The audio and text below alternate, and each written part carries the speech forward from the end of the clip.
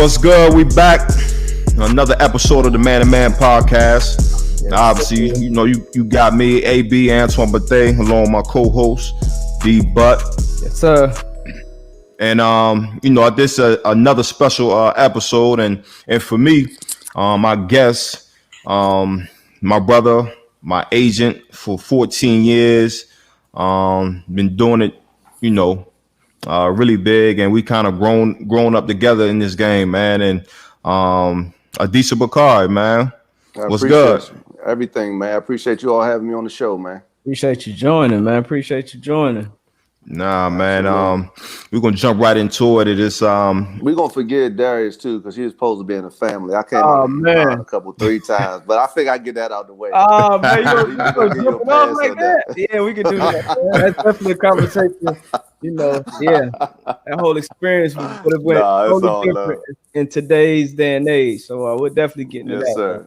Man. Yeah, for sure. So jump right into it. D Butt, I think we were on Twitter, and I think you kind of mentioned it as far as where these these athletes they're foregoing the football season, and they're opting to go and train and start working out instead of playing the season. Yeah, and it's funny because not even it was a week ago, Adisa, where you came to Virginia. Yeah. So Adisa came down to the bar. We were sitting down, and we actually had this conversation far as the same convo. So it was just funny how we were able to really just tie this in. So Adisa, having you here on the show, like, what's your opinion and your perspective coming from an agent as far as would you go that route as far as if a guy was decided to not to play this season? Would you decide to, sign this guy? Would you be like, you know what, that investment is a little bit too large for me? Or what would be your opinion on that or your viewpoint? Sure. I think really, it boils down to an agency's this philosophical underpinning, how they run their business. Quite frankly, Antoine, obviously you could speak to that. And Darius, you could speak to it too, because you heard it all those years ago and made the decisions you made with respect to representation. Yeah, we never invest a lot of money in players. We don't, and this is not to disparage my competitors, even though it's going to sound like that. We don't offer financial inducements to sign players. I want people who see the world the way I see it, who understand the value proposition that we bring, who, quite frankly, want exceptional business and legal counsel, understanding that football is their job and it doesn't define them, that the business of football, this $20+ billion a year industry, is one that allows individuals, athletes to make legacy wealth, to create legacy wealth. In order to do that, you want to be aligned with the right people. You want to be aligned with people with a certain level of expertise that can help you navigate this $20 billion enterprise. Oftentimes, young people in this industry are not, exposed to the realities of, and these are unfortunate realities. We still live in a business where 80+% of the players retire broke, period. I mean, if you do the history real quickly, the NFL eclipsed Major League Baseball as America's pastime in the early 80s. Right? Mm-hmm. In the early 80s, we had the Purple People Eaters of Minnesota. We had the Steel Curtain of Pittsburgh. We had the Hogs of Washington Redskins, America's team, Dallas Cowboys. Everybody loved the NFL, but NFL players were not making any money because, quite frankly, before 1993, the adoption of the first collective bargaining agreement, there was no free agency. And because there was no free agency, players were always threatening and, quite frankly, exercising their right to strike. So although the league had eclipsed Major League Baseball and surpassed basketball in terms of popularity, the revenue wasn't coming in because, again, professional sports is a media business. Yeah. Right. And so networks, then television and radio networks, now it's everything, handheld devices, anything that can stream a medium. They weren't willing to invest the money because there was always a risk of what? A work stoppage. Right. Mm-hmm. So I can't infuse all this cash because I don't know how many games I'm going to get if I'm a media company. In 1993, fast forward with the name plaintiff, the late, great Reggie White, we as players win this notion of being free. 3 years we're restricted. 4 years we're completely free unless a team decides to exercise their right to franchise you. And consequently, two things were the primary results of that lawsuit. one, players got to be able to move and go to the market and command a certain price point vis-a-vis the open market, right? I.e. going to the highest bidder. But most importantly, for both owners and players, we finally had labor peace.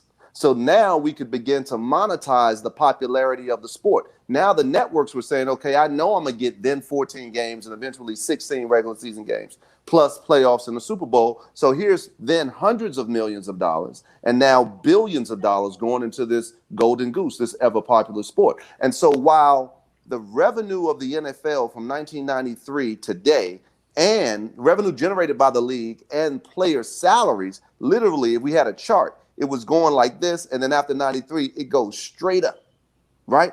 Where NFL players today rival that of traditional corporate executives on Wall Street or in Silicon Valley, right? We're talking about NFL players over the course of their, if God willing, if they get to 10 years, you could earn north of $50 to $70 million over the course of a career. Now we see with deals like Pat Mahomes just signed, despite the particulars and some of the money is funny, but we see salaries continuing to rise. The sad commentary coupled with that reality, with that history, is while salaries have steadily risen since 1993 for players, right? The solvency rate, the success rate of players has steadily declined. Right? And so certainly you can say the onus is on the player. You should know better. You should surround yourself by certain people. Woo, woo, woo. I mean, you 21, 22 years old. What you supposed to know about navigating a multi-billion? I mean, I always tell the prospects, if you look at this thing and equate it to your counterpart who's in business school, your counterpart who's in law school, they're going to go to law school for 3 years or go to B school for a couple, 3 years. They're going to start off as a mid-level position, making a couple $100,000 a year. And by the time they graduate to a C-suite position, a CEO, a CFO, a CAO, COO, they're in their mid-40s. You get drafted and become a CEO. You're 22 years old. The difference is your counterpart, that B school, that lawyer, whatever, he or she has had 20 years to develop a certain savvy, a business savvy, to understand how to navigate these multi-billion-dollar waters that are corporate America, where you as a young athlete, you expect to know it. And the fact of the matter is, we see failure at an alarming rate because players aren't savvy enough coming in to select certain people. Moreover, and don't get me on this, you put me on this box, so I'm going to give it to you. Moreover, there are rules in place. There are rules in place by the NFL union that prohibit financial inducements, that prohibit agents from offering money as an inducement to sign with that agent. But no one enforces the rules, and thus the rules are broken. Yeah, I was going to ask you. So how does that, I guess your, obviously your principles, how does that work when it comes to compete with these big time guys? Because like these guys, obviously most of these guys that are, opting out and not going to play this year, these are going to be probably first, second round picks, unless something happens. So how do you compete when you have all these other agencies that will come in and give them these, these financial incentives or, and what usually goes on with high prospects is, you're paying for training, you're paying for travel, put them up somewhere and all that stuff. So how do you, I guess, compete? How does that affect how you compete with those guys? So for the listeners, let me be clear. Antoine obviously can attest to it. We pay for training. We pay for travel. We give a modest stipend. I'm not giving you a signing bonus to come to me. I'm certainly not giving you a so-called marketing guarantee to sign with me. The marketing event. Right, that marketing event. Twan introduced me not at first as his agent, not first as his lawyer, but as his brother. Yep. Twan knows that if he calls, I'm there. I don't need the why over the phone. I'll get the why I'm coming when I get there. I know if I call Antoine, he ain't going to ask me no questions. He's going to be where I need him to be. I can say that so now when we go to your question, Darius, about competition, Antoine Bethea, Maurice Jones-Drew, Matt Forte. These are older guys, semi-retired with Antoine, but let's go current. Le'Veon Bell, Tyrod Taylor, Stephon Diggs, D Ford. We're competing just fine. Absolutely. Right? And the reason we're competing just fine, now here's the twist. I got to go through more people to find Antoine Bethea. Right? I got to go through more people to find Stephon Diggs or D Ford or whomever it may be, because I'm looking for a certain personality in addition to a certain athlete. And I know going in that everybody, Exactly. I go in knowing that everyone else just offered you a bag, but no real business services. I'm going to explain to you, if you allow me, the prospect, I'm going to explain to you how this business works and why 8 out of 10 of them fail in every locker room, end up broke. We talked about from 2011 to now, the last CBA, over $50 billion transferred from owners to players. That's crazy. They say 70% of the players are black. We know that number ain't 70%. We know it's high, as Twan alluded to earlier. But let's, for the sake of math, let's just stick with the published number that roughly 70% of the NFL is black. That's $35 billion over a decade. $35 billion transferred from NFL, from 32 owners, to 70% of this league. That should then mean a huge difference in the individual player family, in the individual player's community, and most notably, the legacy that player leaves behind in terms of his children and his not to put his business out there, but Antoine's kids never have to worry about money again, right? And so what we're not seeing, though, considering all of that wealth, we should see, we're in the midst of talking about social justice and leveling the playing field finally for black people in America. Sports provides a financial conduit. Well, despite what you feel morally as a non-black person, as a white person, there's so much money made in traditional sports and traditional entertainment that we should be seeing a huge shift in the black community. But we're not. But we're not. And I proffer this reality that because of, so you take Lil Pookie, Lil Ray Ray, whatever, and he comes from humble beginnings, like I'm sure all three of us, right? And I come in the room talking about this team of business lawyers and all these experts are going to be dealing with you, and the agent fee covers all the legal fees and the agent negotiation, woo, woo, woo. It's going to take a special family to really appreciate that when everybody who's come before me and everybody coming after me, they ain't got no business services. They're going to say, yeah, my clients. We got this 100,000 though. Yeah. Exactly. But to be real though, like that's a tough decision to make. It is. I respect them young boys, and I get it. Trust me, Juan, I've had conversations with young boys like, bro, I want to rock with you, but homie just offered me 100 bands. And I'm like, bro, earmuffs for some of you listeners. But I'm like, bro, that's stripper money. I'm like, you don't leverage your life for $100,000, man, for $50,000. I said, give me 4 months. You're going to be paid come April. If he offering all things being equal, if an agent is coming after you with that kind of money, you're likely, all things being equal, not a science, there's no certainty, but you're likely going to be a high round draft pick anyway. You're going to be a millionaire in 4 months. Don't you want to go to sleep and rest peacefully at night, knowing that your business team got your back? Twan ain't never once in 14 years had wondering what I'm doing when he's not around. Yeah. And it's crazy because, like you said, like, you know, humble beginnings for, 20, 21 years. What's 4 months? I say that. Trust me, I'm gonna say that in 2 hours when I'm on a Zoom call with a prospect. But it's hard though. It is. Looking at my Duke, she's struggling. Y'all in a little one-room situation, and a dude saying $100,000 now. I can put mom in a better situation. And so what I try to impress upon the young boys is that, listen, man, you want to do this with a long-term horizon in mind, a long-term perspective in mind. This is not now, right? And I know that's difficult for any young person because we want instant gratification, right? But then I point out there's a reason. This is not, and everybody think it's because of consumption, right? You spend your way into the poorhouse. NFL salaries are too high. You can't even buy your way into the poorhouse. The reason NFL players are going broke, the reason NBA players are going broke, IRS, bad business deals, thinking that because you're an expert in football, you're an expert in real estate development.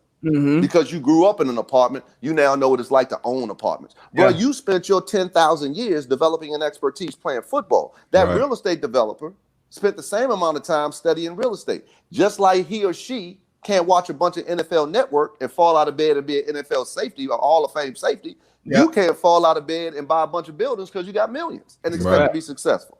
Right? And so we try to have that conversation. But I'll tell you this, Darius, again, to answer your question. We travel all over the country to find the right players. We recruit probably 100 guys every year just to get 5. Just to get 5 to 7 rookies. We get it. I close. I mean, we walk out of meetings when everybody like, yeah, you talking all this stuff. What about such? I'm like, yeah, pops, we don't do that. Yeah, moms, we don't do that. And that's what you're looking for. It's going to be a bunch of folks offering it, but I respect it and we bounce. But every year for the past 20 years, we sign the right people for us. And every year I end up with Antoine Bethea's, Maurice Jones-Drew's, Matt Forte's, Tyrod Taylor's. And so my roster of clients over the past 20 years rivals that of any organization. The other thing too, I'm knocking on wood because they coming. I've been fired on 20 years. I would have to think after one hand, but I'm sure I've been fired at least 10 times. Ask me the number of times somebody poached one of my clients. We family. It's my clients almost want to swing on the dude. It's a personal friend. Don't be coming at me with that bullshit talking about Adisa.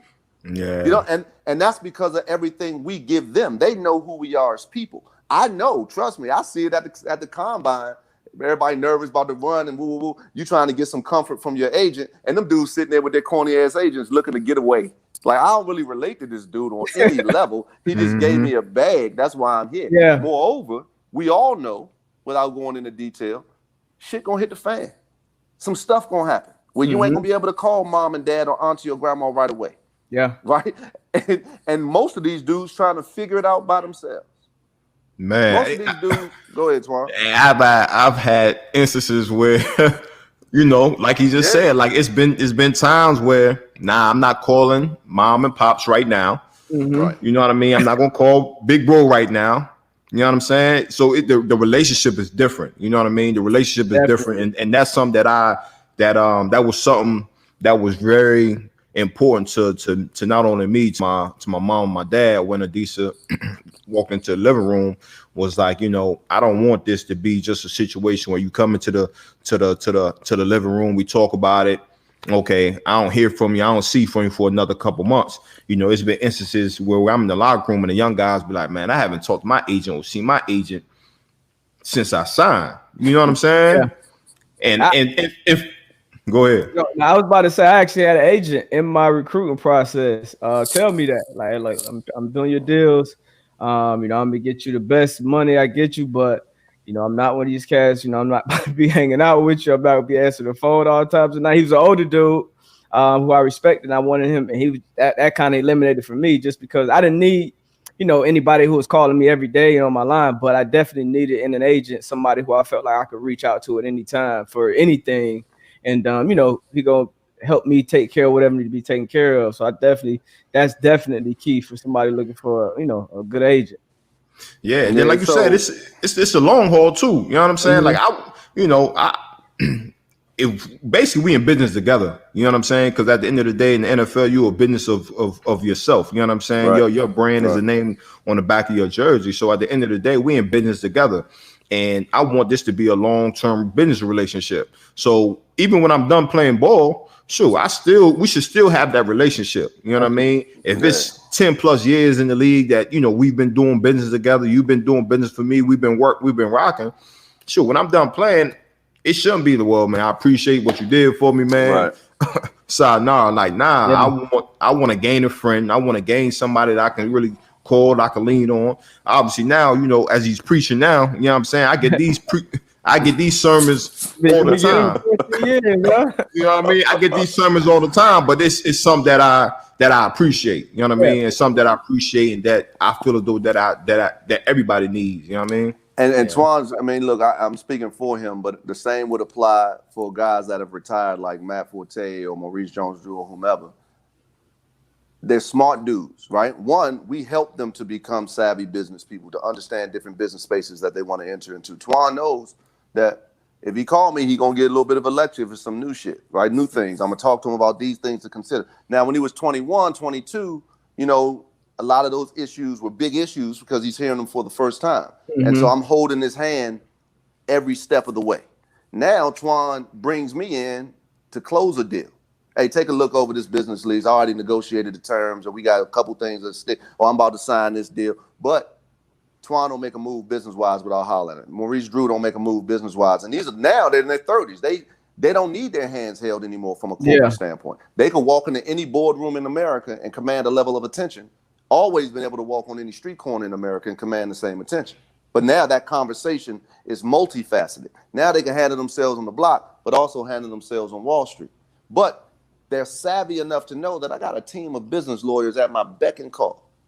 So when things get a little bit above my brow, when I don't really understand these concepts, let me get Adisa on the line. Yeah. Antoine knows that my phone, I'm gonna answer unless I'm 30,000 feet in the air. And now, I ain't getting in the plane. I ain't getting on the plane. So my phone is always on. So the bigger point is for us with respect to that, my partner and I, when the players started opting out of school, we chuckled a little bit because I'm always excited for my competitors to overspend for these guys that we end up signing and not doing the same things that they do to sign the same caliber of players. Again, we sign first round all the way to undrafted. We negotiate some of the highest contracts at every position in the sport, right? And but I don't have to do what other guys have to do, what other agencies have to do to sign those same players. One, because we actually offer a real business proposition, a real service proposition to players so they know what they're paying for. One of the reasons, knock wood, that we don't – go ahead, Darius. No, I'm just saying that's key, man. And that's one of the reasons we don't get the whole I want 1% or I want to fire you in 2 weeks. Yeah. When they get in that locker room, I used to tell Twine all the time, like, man, you ain't never sending these young boys my way, man. He was like, man, these dudes don't want your kind of representation. No, it's real, though. He was like, they don't want what you want. So my point is, we continue to find, and I'm 47 years old. I'm still young. There may come a point in my life where, so Twine mentioned he wanted more than just, and we hear this now in politics, a transactional relationship. That's the current president. You do for me, I do for you. You could be a Ku Klux Klan member. If you say you like me, I'm not going to bash you on TV. I won't negate you if you say everything that certain people do is a quid pro quo. If you do for me, I do. Twine wanted more than a transactional relationship. My clients want more than simply somebody to negotiate their deal and then they figure it out. I mean, this is a very sensitive issue that we bring up with families because I'll ask the family. Because most of the people I'm recruiting, I come from the same situation. How many people in your family, your immediate family, are multimillionaires? The answer is a resounding none. Every time. Yeah. So why do you think you and your mama, you and your aunt, you and whomever else can manage a multi-million-dollar business when you've never even understood what that looked like? You don't even know what the issues. Think about it, Darius, as you started to climb the ladder. You are having financial and business issues that your family ain't never heard of. Yeah. Right? Yeah. You got most folks doing W-2 taxes and that's it. 1040 easy form and that's it. Now you got alternative minimum tax. You got the jock tax. You got this. I never forget. I had a player, older player, retired, Kendall Langford. Big Kendall. Yeah, and Kendall hit me. He was like, Adisa, talk to my man, Joe. Talk to my man. I'm like, all right, but he literally thinks that the player had 2 children from one woman and another child from another one. And he thought he had an estate plan. But what he was referring to his estate plan, he was referring to the beneficiary designation form for the 401k. For the 401k. 401k. Now, anybody who understands money understands the 401k is not how you get it. 401k is a 9-to-5 vehicle. The only reason we utilize the 401k as players in the NFL is because of the 2-for-1 match. It's free money. Yeah. But you ain't saving no money with the 401k. That's not a real investment vehicle, right? That's some little side thing, but that's not going to be where I'd rely on anything for my life at the football. Way down the line. Exactly. I remember when Twan first signed his estate plan, we were in California. Vegas. It was Vegas? Yeah. It was Vegas. Yep. And Twan was like, damn, we got all these documents? I'm like, yeah, bro, this ain't no little bit of estate we talking about. Yeah. It's a will, it's various trust documents, it's living will. This is what an elaborate estate plan looks like. Most cats in the locker room don't even have a legal Zoom document, let alone, and you can't, Darius, have an intelligent conversation. You cannot have an intelligent conversation about wealth preservation and the transference of wealth without trusting estate lawyers. I know this because I started my career as an executive compensation lawyer. I was negotiating money deals, employment agreements, compensation agreements. But those same executives, once I negotiate the deal, they would then work with Michael Hepburn and Antoine. They would work with the trust and estate lawyers to do the estate planning. They would work with other lawyers, intellectual property lawyers, to protect their name, image, and likeness. Corporate lawyers on all the corporate matters. It wasn't me doing everything. I'm not a jack of all trades. I'm a master at one thing. That's just negotiating how much money you get, period. But everything else, there are other experts for it. And so this type of conversation is one that, so going to your question about competing, in any business, you always want to analyze how you're disrupting the market. That should be your first question. Are you disrupting the market?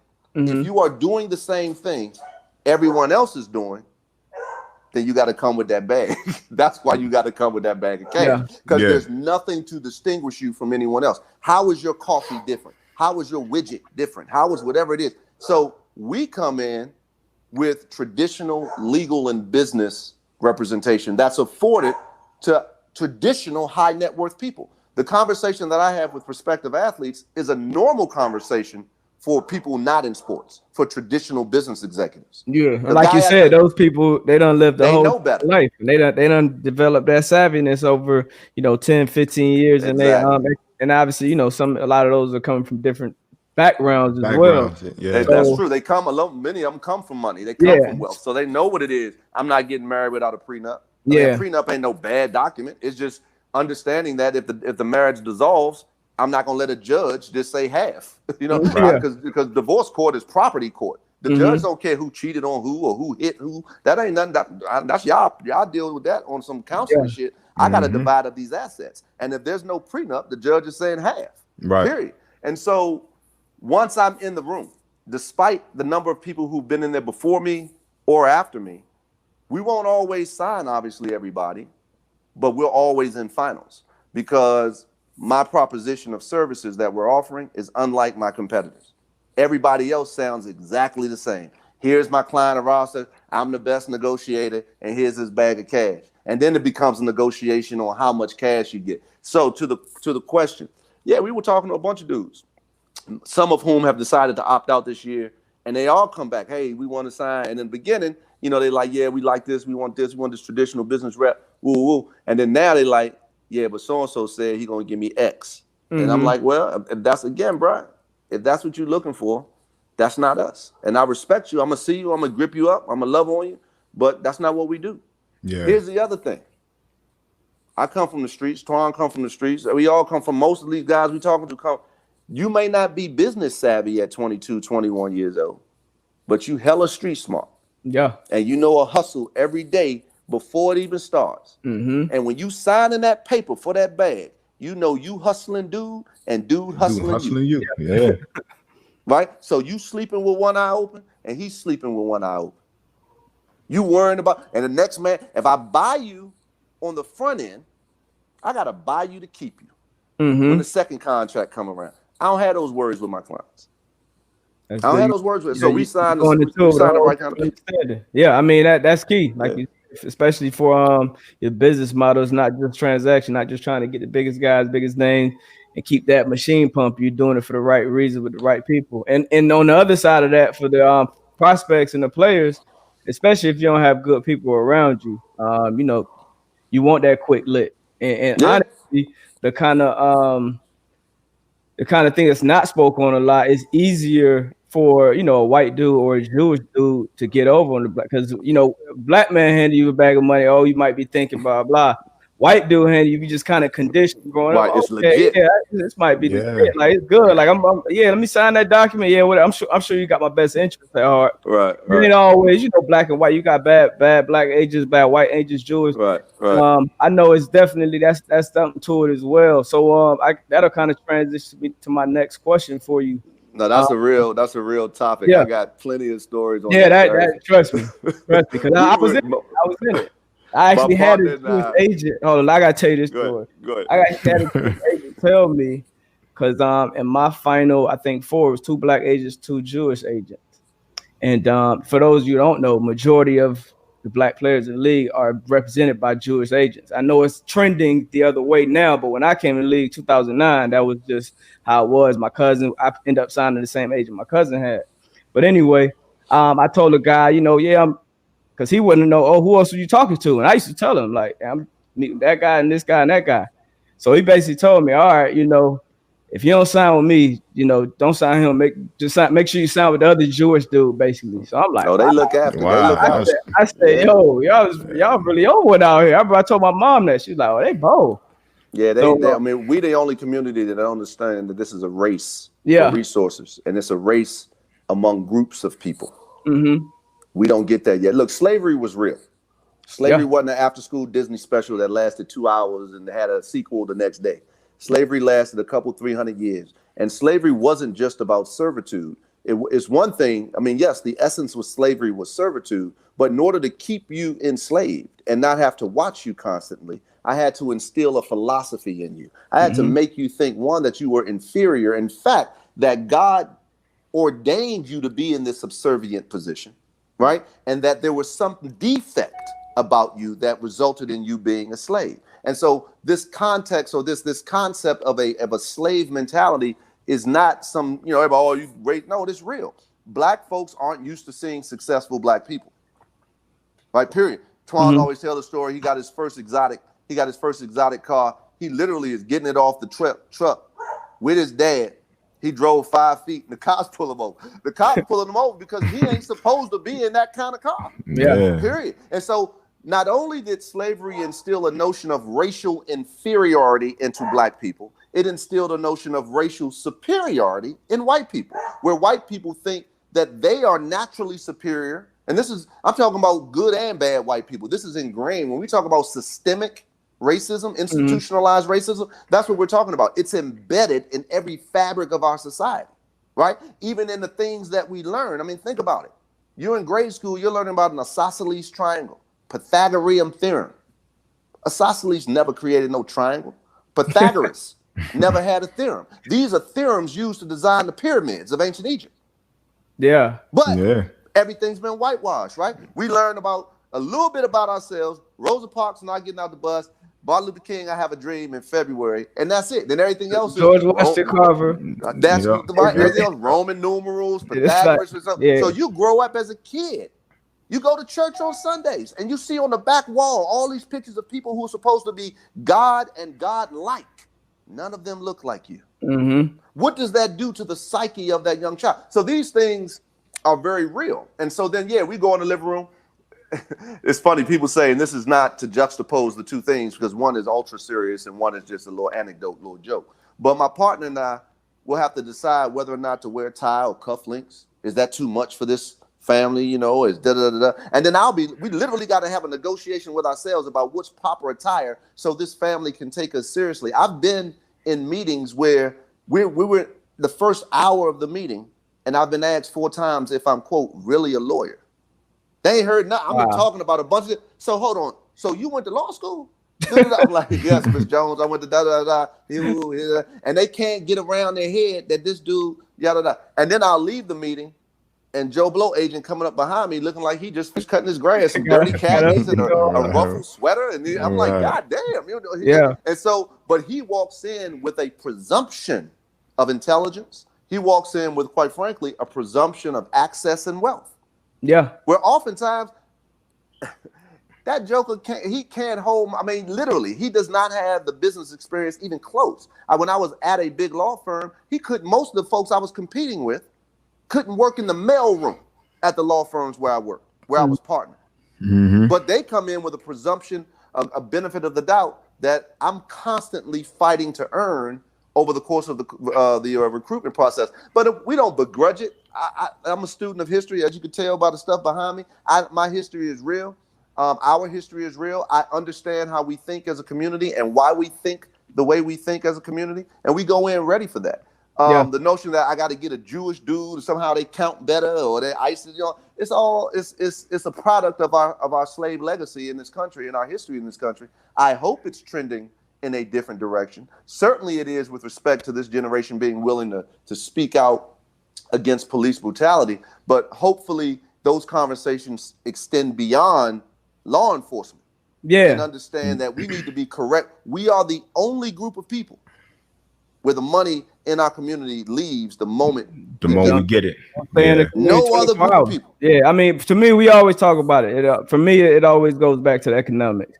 And I actually had a post on this on IG the other day talking about how even the athletes, the collection of athletes, how we're in a different position in this country where a group of us can control essentially how some of these white billionaires have to move and have to, like you saw the Milwaukee Bucks and how they set out for games, and to that, voting centers in every arena. Like, yeah. That was a glimpse of that's real power, bro. Collective power, because like you said, back to slavery, it came down to wealth. How was this wealth generated? It was from labor. So obviously the labor, and that's one of the things we preach to our clients.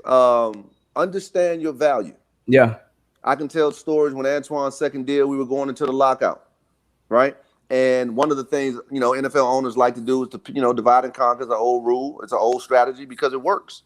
And NFL owners always use it. NFL GMs use it. They'll pit the player against his own agent and say, oh, we got a good deal on that. And then I think it was Chris Polian pull Antoine aside in the locker room and say, oh, Adisa this, Adisa that. And Antoine started to articulate what the business principles were as far as this negotiation. He could talk about it as well as I could. Yeah. Right. And so we make sure we educate our clients to understand their value. Everybody thinks, not everyone, but many people think I told Le'Veon to sit out of football. I would never tell a player to sit out of football. It's your career. I just advise you on the business matters. Not to mention, I don't get paid unless the player gets paid. So, I need to play so I can feed my kids.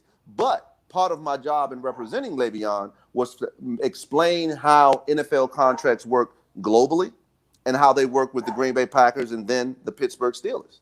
How they don't guarantee money outside of the signing bonus. How you will not have a traditional contract. You won't have a contract that gives you the same level of protection that 30 other teams and the players on 30 other teams will have. Now, you juxtapose that reality with the reality that you're responsible for 35% of the offense, with a further reality that you have the shortest lifespan of any position on the field. Period. He understood that going into each negotiation. And he said, Adisa, at the end of the day, I'm not giving them my body and shortening my career. And I have no promise of, financial security. I would choose not to play. Yeah. And then once my players, again, my job is to help my clients make informed decisions. And their families make informed business decisions, not to make decisions for them. And once they do, whatever decision they make, I'm going to ride with them because I know it's well thought out. Even if I disagree, I'm going to have your back 1,000%. And when he made that decision, I'm like, let's go. I'm like, trust me, people mad at Kaepernick, but them owners in them private rooms are much more upset with the possibility of the impact of what you're doing sitting out of football and what that could mean for next year and the year after. If players truly understand their value, truly understand that people don't come to the stadium to see Jerry Jones. People don't come to the stadium to see Dan Snyder or whatever. They come to see y'all. Period. And then the bigger names, even more resounding, even more power that you have. And it's time that and it's, as an older dude, it does big, fills my heart to see these players literally using their celebrity, using their leverage for good and for social good, for good beyond their immediate families, and it's inspiring to watch. Yeah. So how long? What year is this for you? Been an agent in NFL? 21. Okay, so you're going on 21 years. So that's over 2 decades where we still in 2020 and we got, I think off the top of my head, Chris Greer, Andrew Berry. I think two black GMs right now. So Chris, Andrew, I think that's it. What is Caldwell out there in Jacksonville? What is white dude? David Caldwell. Dave's he's a GM, but he white dude. White dude, right. Yeah. So I guess when it comes to negotiation, Ozzie, Eric is the GM in Baltimore. Yeah, but Ozzie's still there. But yeah, technically only 2 GMs. 2. Yeah. Okay, so over your 2 decades plus, how was that like navigating those rooms? And like you said, do you think you dealt with, I guess, front office people coming in between the players and the agents more or less? Because I know one of these pitches that these agents have, especially, is, oh, I can get you signed. I got these connections. I got this player on that team, that player on this team. Like how much is that is real and how much is that is kind of bogus? It's all bogus. Remember what these GMs are tasked with. One simple task: winning football games. The way they keep their lifestyles is to win football games. They want players who are going to help them keep their jobs. they ain't doing deals for friends. They damn sure ain't doing multi-million-dollar deals for friends, because that's a quick way to get you fired. I think my reputation in this business, largely because of people like Antoine and other clients that I've mentioned, it precedes me in the fact that everyone I deal with, there's a level of respect for what we bring to the table intellectually. Everyone we deal with knows how much we fight for our players, knows that if I got a player on your team, I know the conversation in your building. I know everything in your locker room, bro. Because I ain't one of these dudes who sign a player and say, holler at me in 4 years when it's time to do another deal. So whatever y'all talking about in that building, if I got somebody in that building, I know it too. So you ain't bluffing me on anything. They know that, look, at the end of the day, we're not trying to embarrass anybody. We're not trying to look, you got a hard job to do as a GM. I have a hard job to do as an agent. There's always, I think, in most cases, a middle ground that each of us are trying to find. Sometimes it's a little bit elusive, but we can find it. I don't have a problem with any GM. Through my time, we've done deals that's resulted in GMs being fired. I've mentioned, Le'Veon Bell, but the Matt Forte deal resulted in, us not agreeing to that deal resulted in the GM being fired in part. But it's not like we're trying to get anybody in trouble or trying to embarrass anybody. At the end of the day, the goal is to make sure the player has a salary that's commensurate to the value he brings to that team.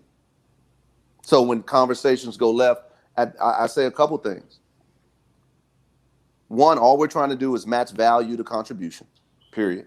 We don't live in a privately held space, meaning you have publicly traded companies and privately held companies. And although there's a report like Dun & Bradstreet will give you some numbers for privately held companies, but you really don't know what privately held companies are doing. Yeah. It's really hard to discern what their executives are making. But NFL players, professional athletes are equivalent to publicly traded companies. I know what everybody makes, and I know why they make what they make. Yeah. Right? So in Le'Veon's case, I had to go in the annals of history to compare his production. There was no contemporary that I could analogize him with. Yeah. Period. So I had to go back and get Emmett. I had to go back. I mean, we had to go back and get everybody. Like, this dude is a generational player after just 5 years. And so you have to give me generational money.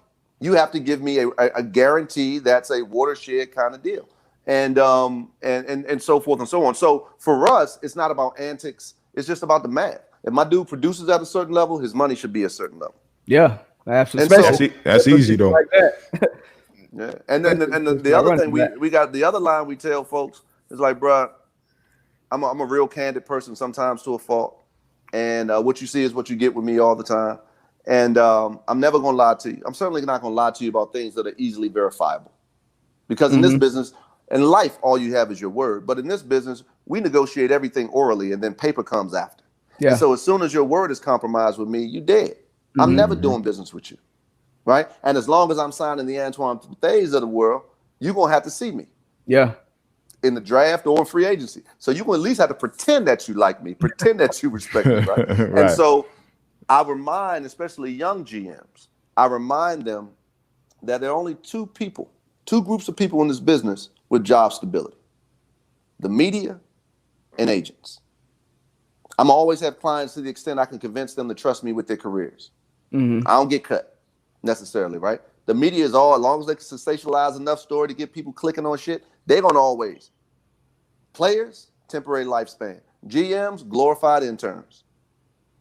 So, and there's only a handful of GMs to have that job, literally 4, to have that job 2 times.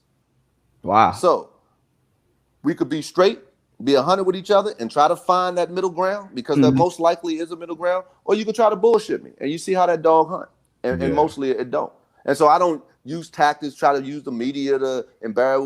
No. My dude produces a lot of that goes on, especially nowadays. Sure. Yeah, but that's why, because of those relationships, I could do a Stephon Diggs trade in 24 hours with nobody knowing anything about it. Because of that, Le'Veon could thumb his nose to the whole league and still get a deal that produced the highest guarantee of any running back in the history of the sport. Not a fake guarantee that gets a team out west cutting you after 2 years. I ain't disparaging nobody, but the reality is what it is. But a guarantee when you get a publicly traded company. There you go. Yeah. but a guarantee that gets a new GM trying to trade you every day of the week, but you can't because you got guaranteed money as a 28, 29-year-old running back. And don't nobody want those guarantees this year or next. So I say that partly tooting my horn, but also saying I think people know what they get with us. They know that we black and white when it comes to negotiation. They know that my word is my bond, that what I say I'm gonna deliver. I don't deal with the media that way. I don't tell my clients business to the public, period. And so they don't have to worry about me going behind their back. So our relationships throughout, I think, are very good. Now, am I inviting anybody over for Kwanzaa or something like that? Nah, that ain't happening. That's not what this is about. That's not what this is about. My job is to protect the business interests of my players and to make sure we maximize their earnings while they're in the league and off the field. And I think we do a pretty good job of doing that.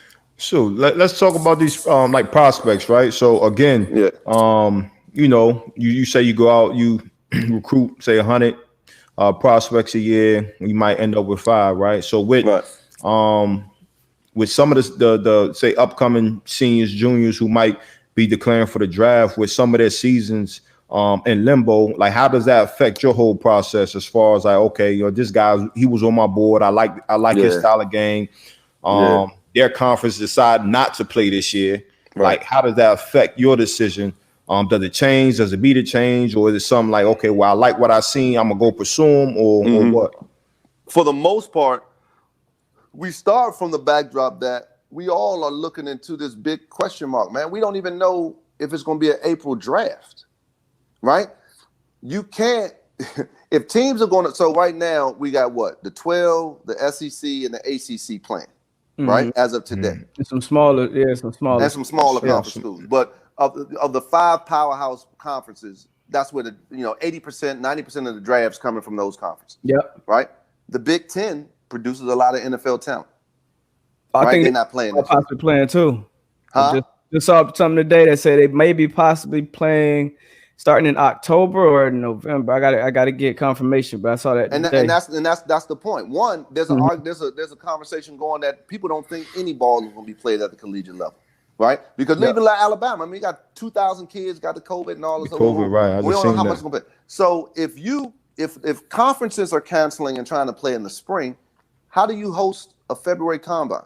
Right. When you got players that ordinarily would remember, what's the inventory of product to the NFL? What's the source of that inventory? It's college. And those colleges aren't playing. So are you relying on 2019 film to make a 2021 draft selection as an NFL team? Right.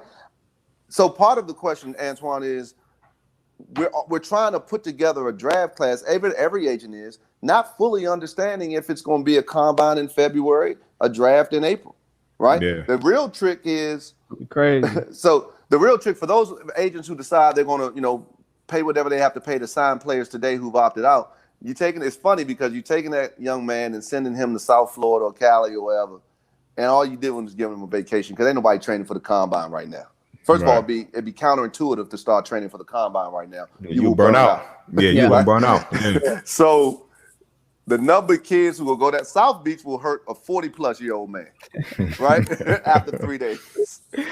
Now you're going to send these jokers down to Miami for 4 months. Prior to you start prepping for February, these jokers that's gonna be a good time. It's gonna be a good time, though.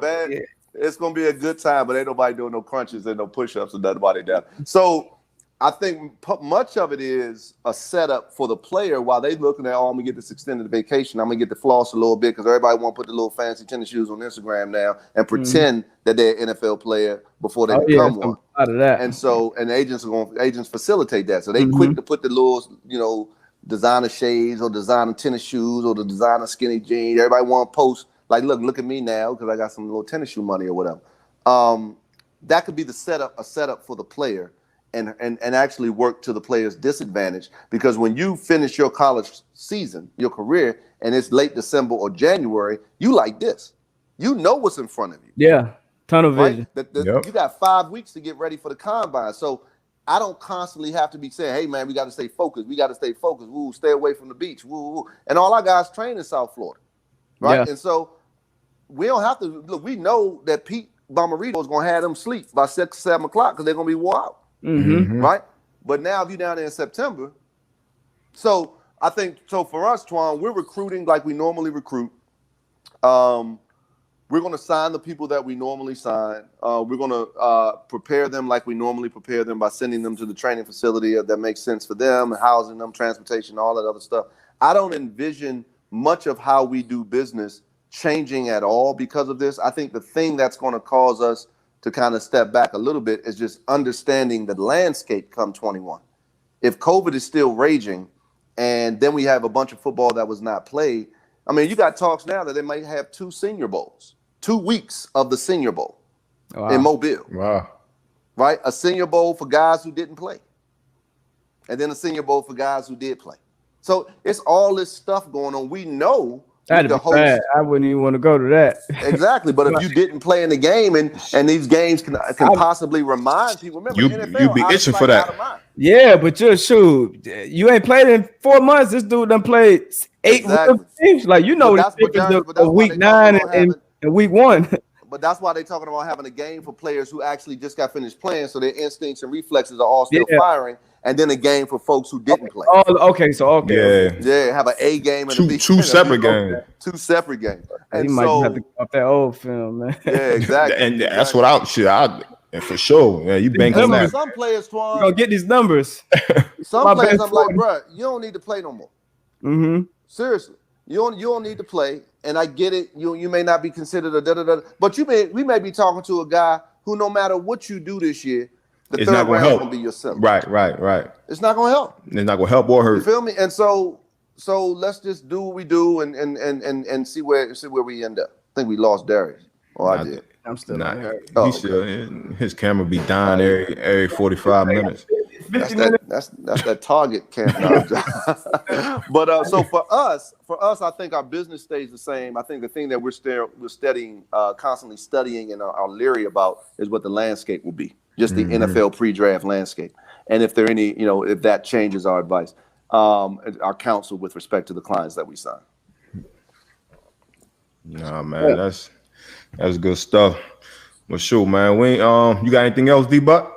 I get my last question while we got you, and you obviously you dealt with the crazy situation with Le'Veon, because I feel like that position as a whole is going through a shift right now in the NFL value, and you got another big time running back I just heard last couple of days who've been out with Kamara. Yeah, Minnesota. Obviously was Dalvin Cook. Yeah, Mixon just got extended, but I feel like that market's so weird, man. Like, how do you? Which direction you see that running back market going with how the NFL game is changing as well? Yeah, I think there are two. Well, I mean, quite frankly, it's clear there are 2 types of running backs in today's, and we have a bunch of them. There's that running back who's a one-dimensional guy, either one-dimensional receiving type guy or one-dimensional rushing type guy. So let me give you 2 examples. I represent Tevin Coleman for the 49ers by way of the Falcons, and I represent Jordan Howard now with the Dolphins. Both of them have the ability to be multifaceted players. But to date, they've only demonstrated one level of play, one style of play. In Tevin's case, it's as a receiving, more of a perimeter kind of guy. And then in Jordan's case, it's a down the hill, in between the tackles guy. If you want to get double-digit money, you got to be at everything, every down and distance. You got to be a receiver and a runner and a blocker. And if you are that, say New Orleans, say Dalvin, you fight to get your bread. I don't care what they call your position. The question is how you're utilized. And so it was. Look, I'll give you this. Y'all too young to remember this, but in the late 80s, early 90s, the litmus test that the media ascribed to the running back in terms of who was a good running back is does he carry the ball 30 times a game? Is he a 30 carry a game kind of guy? Nobody ever carried the ball 30 times a game. Nobody did that shit. You done in 3 years, 2 years. Exactly. Finished. Nobody did that shit. But it'd be a game in the season where a dude would have 30 carries in a game or 31 carries in a game. But the highest average was Sean Alexander for Seattle back in the day, and he was averaging 24 carries a game. But we said it so much that became the test for teams too. Are you a 30 carry? He is not a 30. I definitely thought it would be more than that. And so now we're saying, the running back position is devalued. They throw the ball 70% of the time, running back position. But then you look up, Tennessee Titans, homeboy, carried that team. When you look up, Minnesota goes through their running game. When you look up, New Orleans goes, Kamara's everything to them, right? So I don't care that they label you a running back. You don't pay me for my title. You pay me for my contribution. Yeah. So if I'm representing any of those players, look, y'all can say what y'all want about the position. You need to call me something else because I do everything for y'all. And because I do everything for y'all, I should be compensated accordingly. And I'm sure their agents are advising them as such because that's what it is. Now, another question, another real question too, where you see these deals go across the screen, and obviously they just gonna put up the big number. You know what I'm saying? The big number is 200 mil, whatever the case may be. As an agent, when you go in these deals, obviously as a player, D-Butt knows we looking for that guarantee. At the end of the day, that guaranteed. And then you have some deals that's backloaded. Like, just explain why those deals are just horrible. Like, backloaded, it's a 5-year deal, and then you all your money is in year 4, year 5. We already know you never gonna see that. Just explain, like, why would an agent even negotiate that? That question I can't answer. Right. Because I scratch my head on that all the time, saying you could look. So your deal, you want two things when it comes to the loading of the deal. You either want it to be heavily front loaded, or at worst, you want it to be even. You don't want to create an incentive for the team to have to cut you after year 3 because it goes like this, right? Yeah. They know there's no way that can be absorbed by your cap. Right. So unfortunately, the way it works now, the thing that we're fighting right now is 5-year deals in the NFL or 3-year deals. That guarantee is going to cover 3 years. Right. So we're trying to front load as much bread in the front. So it's not only just the loading of the contract, meaning of the value being in the first 3 years. Right. It's also the qualitative value of the guarantee. An NFL guarantee is 3-pronged. It's a guarantee for skill, injury, and the salary cap. So you get dudes all the time with now doing rolling guarantees, meaning at the signing point, I'm protecting you against injury. But then by every March, the skill and cap component kicks in. The reason teams say this is because when you fully guarantee at signing, whatever that number is, you got to escrow. The team has to escrow that dollar. They got to literally write a check, put it in the bank, and that's Darius Butler's money. And so teams, even today, the NFL is a golden goose, but teams be crying broke. We ain't got the cash flow, so we got to give you this, put, injury up front, and then every March. But it then gives you a window, a la Todd Gurley. It gives you a window before the trigger date in March to cut you, if you're healthy. So then think about the consequences of that, though, the unintended consequences. I'm protected from injury, which is very important in the league that we know everybody going to be getting hurt, right? But I got to get to March 15th on the 49ers. What they do is April 1st. They started that with Kaepernick's first deal. They got a window, but that skill and cap component of the guarantee doesn't kick in until April 1st, giving them a full month to evaluate the draft and free agency before they decide to keep you, right? Wow. So, but I'm good if I'm hurt. Twan, you could, after year 5, you could have got something operated on every year if you wanted to. It was something that could have got scoped. So now players are forced to get a surgery so they could be deemed injured and roll into March for that skill and cap component to kick in. And so that's really something that, quite frankly, we as agents, in Le'Veon's case, we had free agency to leverage, so he got all that fully guaranteed money up front, and it wasn't rolling, right? But typically, if you're not a Patrick Mahomes or somebody like that, or somebody that's highly sought after in free agency, you won't have the leverage to negotiate a full guarantee of point signing. So you're going to have this rolling guarantee. That's a product, quite frankly, that we missed on as a union. We fought this issue with the last CBA. I was constantly, telling them, look, this idea of escrowing being the reason why we can't have these full guarantees. These teams are claiming they don't have enough money to escrow, to put aside all these guarantees. That's a concept that came about when the NFL was a fledgling enterprise where teams were strapped for cash. Why do we still have that old concept? Why do we have the franchise tag that limits the amount of money the best player can get? If you want LeBron James, you got to pay for LeBron James. Yeah. And if LeBron James is making this money, the number 2 dude will naturally get pulled up to him. But now with the franchise tag, we're artificially suppressing the highest paid player. And therefore we're suppressing everybody beneath them. Right? And these are things that, are labor issues or CBA issues. That's y'all. That's real. That's real. But so Twan, to your point, you're absolutely right. I think the key of it is agent and player understanding that I'm not the dude to negotiate your deal while you work on your back pedal and change the direction. Nah, Twan, I'm negotiating. I'm on the phone with you. Here's what we fighting over.